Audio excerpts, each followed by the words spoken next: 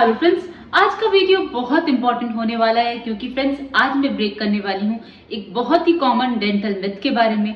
Friends मेरे पास बहुत सारे पेशेंट सब जगह से आते हैं और उन सबका एक ही क्वेश्चन होता है कि क्या दांतों की सफाई कराने से दांत कमजोर हो जाते हैं। फ्रेंड्स ये इतना कॉमन मिथ है, लेकिन मुझे ऐसा लगता है कि आज भी इतनी अवेयरनेस के बाद भी ये मिथ क्यों एग्जिस्ट करता है। तो फ्रेंड्स आज मैं इस मिथ को ब्रेक करने वाली हूँ। एक्चुअली होता क्या है कि बहुत सारे पेशेंट्स को एक डिजीज होती है, जिसे पेरोडोंटाइटिस कहा जाता है और जिसे कॉमनली पायरिया भी कहते हैं, और वो उसके इलाज के लिए अपने नियर बाय जनरल डेंटिस्ट को कंसल्ट करते हैं। अब उन्हें क्योंकि ये तो पेरोडोंटिस्ट का काम है, पायरिया एक पेरोडोंटल ब्रांच, पायरिया का इलाज सिर्फ पेरोडोंटिस्ट कर सकते हैं। तो क्योंकि जनरल डेंटिस्ट को इसके बारे में जानकारी नहीं होती तो वो इसका इलाज क्लीनिंग के थ्रू ट्रीट करते हैं। तो फ्रेंड्स जब आप क्लीनिंग कराते हैं तो उसके बाद आपको ऐसा लगता है कि दांतों के बीच में स्पेस हो गई है, मेरे दांत पहले अच्छे थे, अब तो दांतों के बीच मुझे गड्ढे फील हो रहे हैं, खाना फंस रहा है और दांत हिलने भी लग गए हैं। तो फ्रेंड्स आज ये सारी चीजों के बारे में मैं आपको बताने वाली हूँ। आज का वीडियो बहुत इंपॉर्टेंट है, लास्ट तक बने रहिएगा। चैनल को सब्सक्राइब नहीं किया है तो प्लीज कर लीजिएगा। Let me start. Hello friends, I am Dr. Pratibha, oral implantologist, laser specialist and periodontist. Friends मैं एम्पीरियल डेंटल गुरुग्राम इंडिया की फाउंडर और हेड सर्जन हूँ और आज मैं आपको बताऊंगी कि क्या दांतों की सफाई से दांत कमजोर हो जाते हैं। ओके तो फ्रेंड्स ये क्वेश्चन है कि हम नॉर्मल रेगुलर क्लीनिंग कराते हैं, ओरल प्रोफाइलैक्सिस कराते हैं, क्या उससे हमारे दांत कमजोर हो जाते हैं? तो उसका आंसर है नहीं, बिल्कुल भी नहीं। ओके पहले तो इस बात को अच्छे से क्लियर कर लीजिए कि दांतों की सफाई से कभी भी दांत कमजोर नहीं होते। उसका बहुत बड़ा रीजन ये है कि जो दांतों की प्रोफेशनल क्लीनिंग होती है, जिसे हम ओरल प्रोफाइलैक्सिस या स्केलिंग एंड रूट प्लेनिंग कहा जाता है, उससे सिर्फ और सिर्फ जो टूथ सरफेस पे स्टेन्स होते हैं, कैलकुलस होता है या फिर प्लाक है, जो एक्सटर्नल सब्सटेंसेस हैं, सिर्फ वो उसको ही रिमूव करते हैं। तो स्केलिंग कभी भी बोन लॉस को नहीं रिमूव कर सकती, दांत को कमजोर नहीं बना सकती, दांतों के बीच में गड्ढा नहीं बना सकती। ऑलराइट, अब ये जो दांतों के बीच में स्पेसिंग है, दांत कमजोर है, ये कैसे होता है? Friends these are all the symptoms of periodontitis, जिसे आप पायरिया भी कहते हैं। अब होता क्या है फ्रेंड्स कि दांतों में इन्फेक्शन कैसे होता है कि सबसे पहले हमारे मुंह में हर 12 घंटे में एक लेयर बनती है जिसे प्लाक कहा जाता है। अब हम अगर प्लाक को रिमूव नहीं करते हैं तो वो 24 आवर्स के बाद एक हार्ड सब्सटेंस बना लेती है जिसे कैलकुलस कहते हैं। Friends calculus is as hard as rock और वो नॉर्मल टूथब्रश से रिमूव नहीं होता। तो अब क्या होता है, जैसे ही कैलकुलस फॉर्म होता है तो वो टूथ सरफेस से अब गम्स में जाने लगता है। अब जैसा कि मैंने कहा वो नॉर्मल ब्रशिंग से तो निकलता नहीं है, तो अगर आप उसे इग्नोर करते हैं क्योंकि इसमें कोई पेन भी नहीं होता, तो वो टूथ सरफेस से जैसे ही वो गम्स में जाना चालू होता है तो आपको इनिशियल साइन एंड सिम्टम्स दिखने लगते हैं। पहला सिम्टम क्या दिखेगा फ्रेंड्स, जो आपके पहले पिंक कलर के गम्स थे अब उनमें रेडनेस दिखेगी, तो वो कोरल पिंक गम्स अब रेड कलर के दिखेंगे। जो गम्स एकदम टाइटली कवर करते थे टूथ सरफेस को, अब उनमें स्वेलिंग होना चालू हो जाएगा। दूसरा, वहां पर आप टच करेंगे तो ब्लीडिंग होना चालू हो जाएगा। फ्रेंड्स गम्स में से ब्लीडिंग होना एक बहुत ही बड़ा वार्निंग साइन है, ये शो करता है कि अब आपको गम डिजीज हो चुकी है। अब इस लेवल पर अगर आपने ट्रीटमेंट नहीं लिया तो ये इन्फेक्शन गम से बोन लेवल पर चला जाएगा। अब बात करते हैं दांतों की सफाई की, टीथ क्लीनिंग की, जिसे स्केलिंग और पॉलिशिंग कहा जाता है। फ्रेंड्स स्केलिंग तभी तक इफेक्टिव है जब इन्फेक्शन गम्स के ऊपर है और ज्यादा से ज्यादा गम्स के अंदर 1 mm तक है। लेकिन अगर वो 1 mm से ज्यादा डीप चला गया तो फ्रेंड्स इन्फेक्शन वहां से रिमूव आप नहीं कर सकते। तो अब क्या करना रहता है, तो उसका दूसरा इलाज होता है जिसे क्यूरेटाज कहा जाता है। फ्रेंड्स क्यूरेटाज में क्या करा जाता है कि पहले गम्स को एनेस्थाइज, नम किया जाता है। अदरवाइज जैसे आपको टच करेंगे गम्स तो आपको सीवियर पेन होगा, तो सबसे पहले गम्स को नम किया जाता है।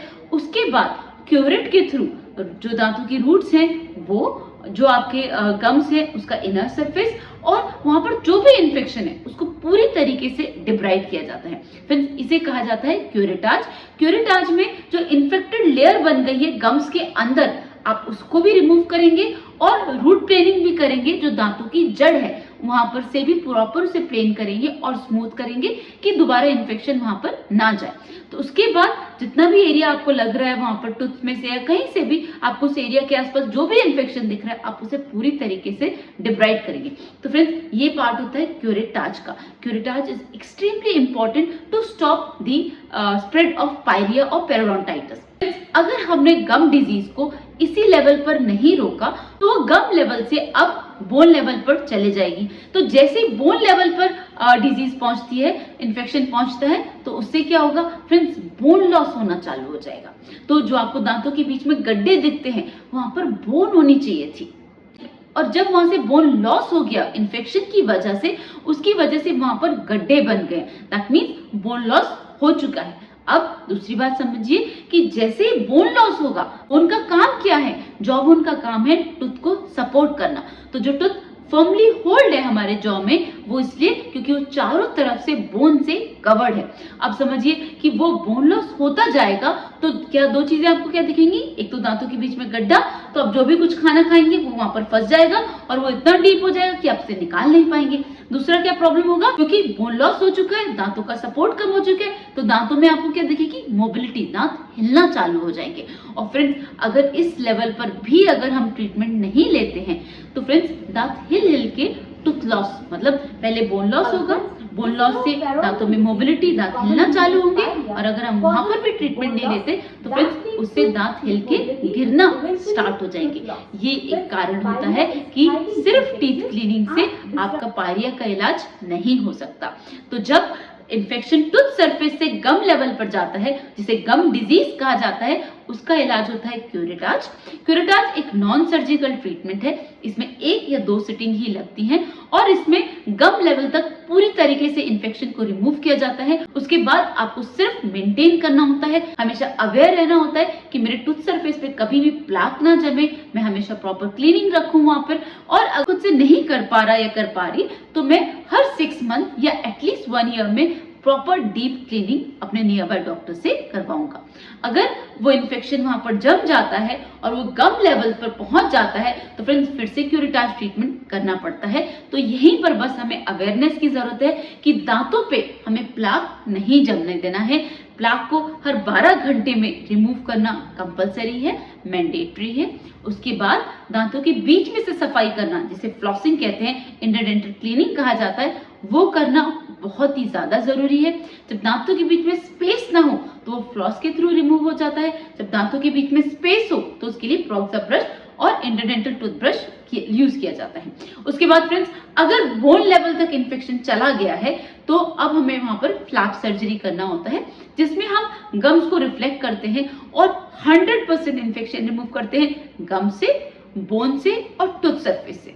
जब ये पूरी तरीके से इन्फेक्शन रिमूव हो जाता है उसके बाद जितना भी वो बोन लॉस हुआ, जो आपको गड्ढे महसूस होते हैं, उसको बोन ग्राफ्टिंग से फिल किया जाता है। वहां पर हड्डी का पाउडर फिल किया जाता है जिससे वो जो डिचेस हैं, जो गड्ढे हैं, वो प्रॉपर फिल हो जाए, वहां पर दोबारा खाना ना फंसे और दोबारा से वहां पर हेल्दी बोन फॉर्म हो। उसके बाद जो गम्स नीचे चले गए हैं फ्रेंड्स, उनको वापस उनकी आइडियल पोजीशन पे प्लेस किया जाता है। और आखिरी में जब ट्रीटमेंट के बाद अगर कोई भी दांत हमें हिलता हुआ फील होता है तो उसे स्प्लिंटिंग के थ्रू, स्प्लिंटिंग क्या होता है फ्रेंड्स, एक थिन फाइबर होता है जिसमें हम एडजेसेंट टीथ का सपोर्ट लेके दांतों को फर्मनेस देते हैं, स्ट्रेंथ देते हैं, जिसकी वजह से दांत हिलना बंद हो जाते हैं। तो फ्रेंड्स ये पूरा ट्रीटमेंट को फ्लैप सर्जरी कहते हैं। दांतों से, गम से, बोन से पूरी तरीके से इन्फेक्शन रिमूव होता है। उसके बाद वहां पर बोन ग्राफ्टिंग और सॉफ्ट टिश्यू ग्राफ्टिंग होती है। जो दांत हिल रहे हैं उन्हें स्प्लिंट करके वापस स्ट्रेंथ दी जाती है। तो फ्रेंड्स इस प्रोसेस के थ्रू आपका पायरिया का प्रॉपर इलाज होता है और ये बीमारी आपको बार बार देखने को नहीं मिलती। आपके जो दांत कमजोर हैं उन्हें वापस स्ट्रेंथ मिलती है और आपको आपकी नई लाइफ वापस मिल जाती है। फ्रेंड्स जब तक हमारे मुंह में हेल्दी टीथ हैं, हमारी ओरल हेल्थ अच्छी है, तो फ्रेंड्स हमारी ओवरऑल हेल्थ भी अच्छी है। मुंह से ही इन्फेक्शन पूरी बॉडी में स्प्रेड होता है।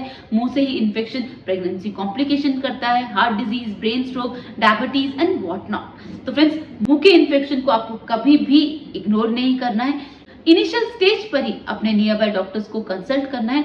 एंड फ्रेंड्स फिर से मैं एक बात बोलूंगी कि दांतों की सफाई से कभी भी दांत कमजोर नहीं होते हैं।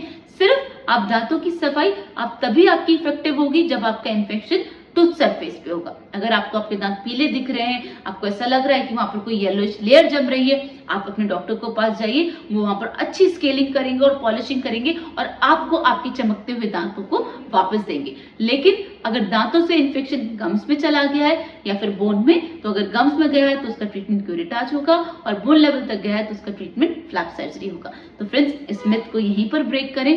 थोड़ी सी बस अवेयरनेस की जरूरत थी कि हमें बस ये देखना है कि हमारे मुंह में, हमारे दांतों में, मसूड़ों में किस लेवल तक इन्फेक्शन पहुंचा है और हमें क्या ट्रीटमेंट लेने की जरूरत है। तो फ्रेंड्स, आज के लिए बस इतना ही। वीडियो में कोई भी डाउट लगे तो आप मुझसे कमेंट सेक्शन में पूछ सकते हैं। चैनल को सब्सक्राइब नहीं किया है तो प्लीज कर लीजिएगा। See you in the next video. Thank you.